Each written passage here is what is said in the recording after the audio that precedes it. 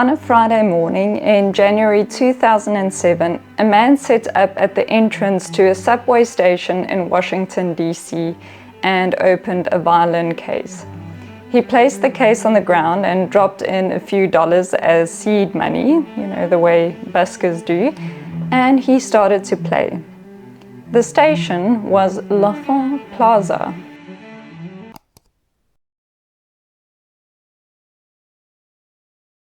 Right in the belly of federal Washington. So the people moving through were government workers, civil servants, people with badges and briefcases, people who have somewhere important to be. Now it was 7:51 in the morning, right at the height of rush hour, and the foot traffic was relentless. Now the man who was playing was wearing jeans, a long sleeve t-shirt and a baseball cap pulled down over his face. He looked to anyone who glanced in his direction like a fairly ordinary street musician doing what street musicians do. Except he wasn't ordinary at all. His name was Joshua Bell. He was, and still is, one of the finest violinists alive on earth. Bell had started playing violin at the age of 4, and not because his parents pushed him, as we often assume with these exceptional artists, but because his mother discovered he'd stretched rubber bands across the handles of his dresser drawers to pluck out music he'd heard her playing on the piano. So by the time he was 14, he was performing as a soloist with the Philadelphia Orchestra. By his 20s, he was filling concert halls on multiple continents. His recordings won Grammys, and in the year that this story takes place, he received the Avery Fisher Prize, which is, as I have now learned, one of the highest honors in American classical music. The instrument he brought with him into that subway station was a Stradivarius, made in 1713. Now get this, Bell paid close to $4 million for it. He took a taxi 3 blocks to the station that morning just to make sure the cold air didn't affect it. Now, just to give you context, 3 days before this, he had sold out a concert hall in Boston. So seats at the back cost $100. The audience gave him a standing ovation. Okay, he's a big deal, this guy. Now, on this Friday morning, he opened up with Bach's Chaconne. Many musicians consider this piece to be one of the greatest compositions ever written for solo violin, and reputedly it is technically ferocious.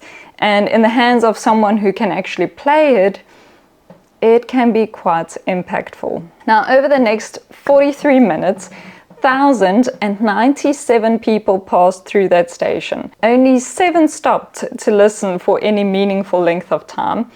27 donated money, most of them without breaking their stride, just tossing something into the case as they hurried past.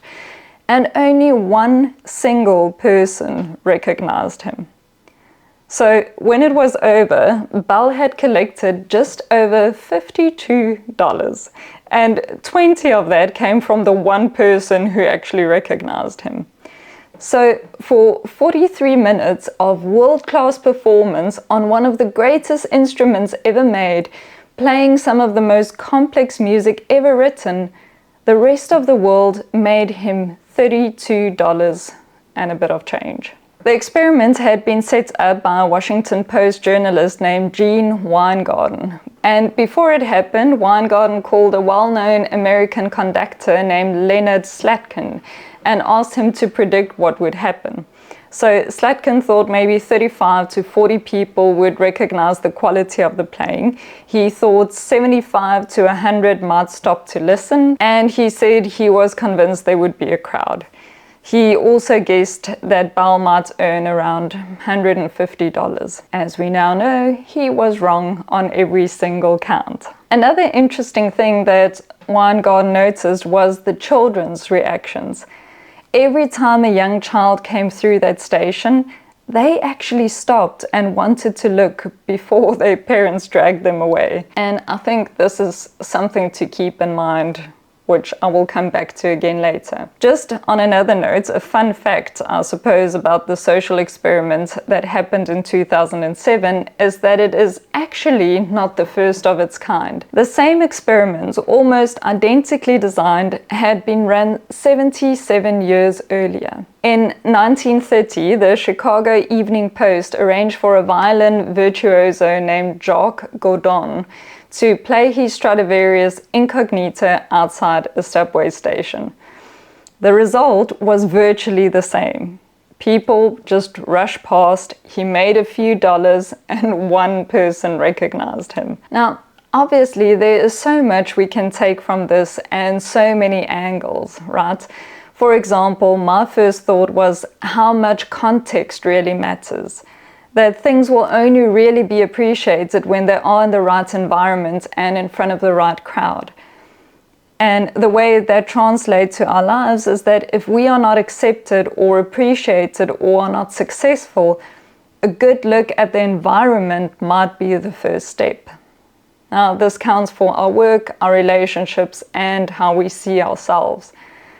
Then, when I told my mom this story, her first reaction was that expectation guides perception. So when you pay top dollar for something, your expectation is that it will be of high value, and the way you receive it will then be with admiration and not indifference. Now, I'm sure you had a specific thought or conclusion you drew from the story too, and whatever that is probably most relevant in your life right now.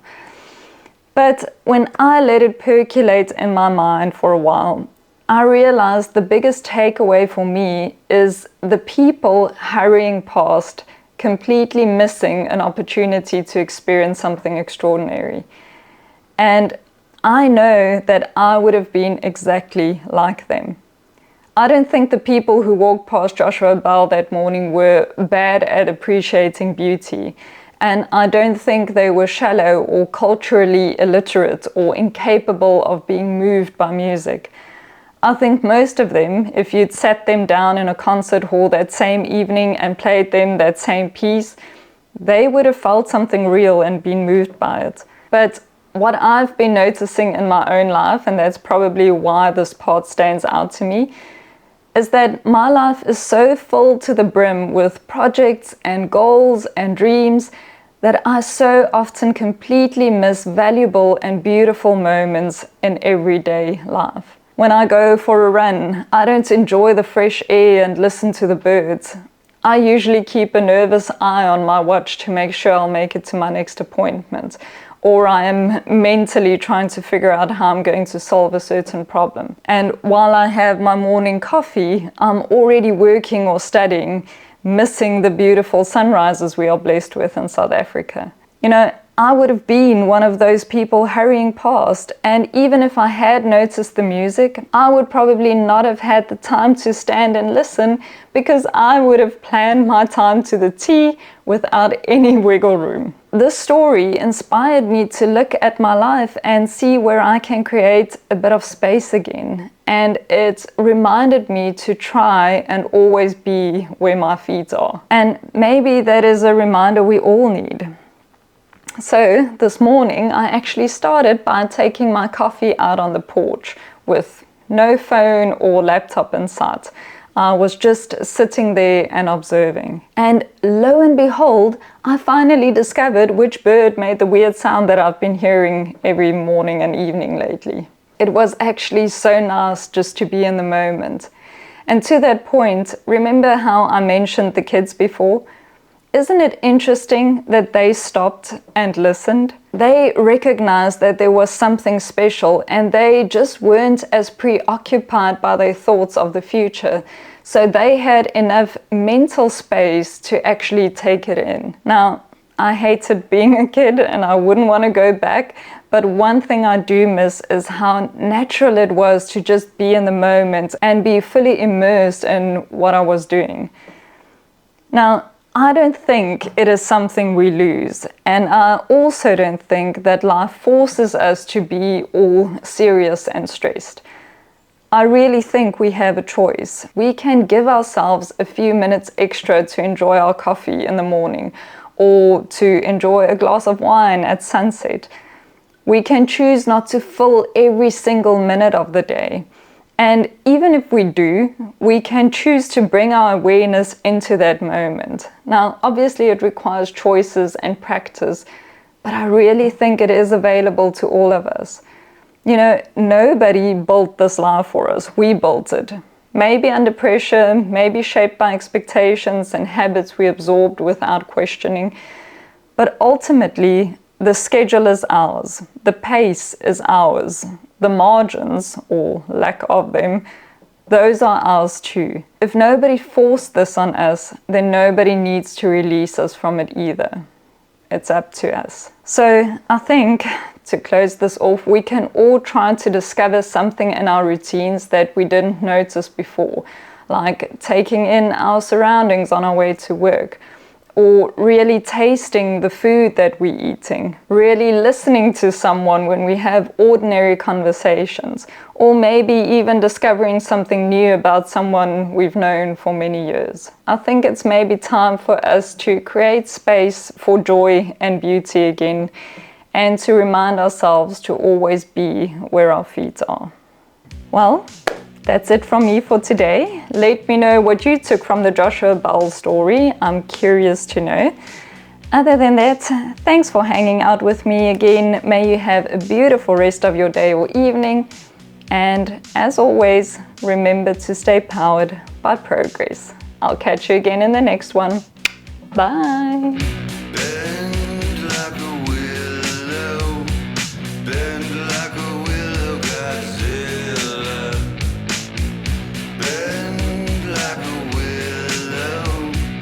Bend like a willow,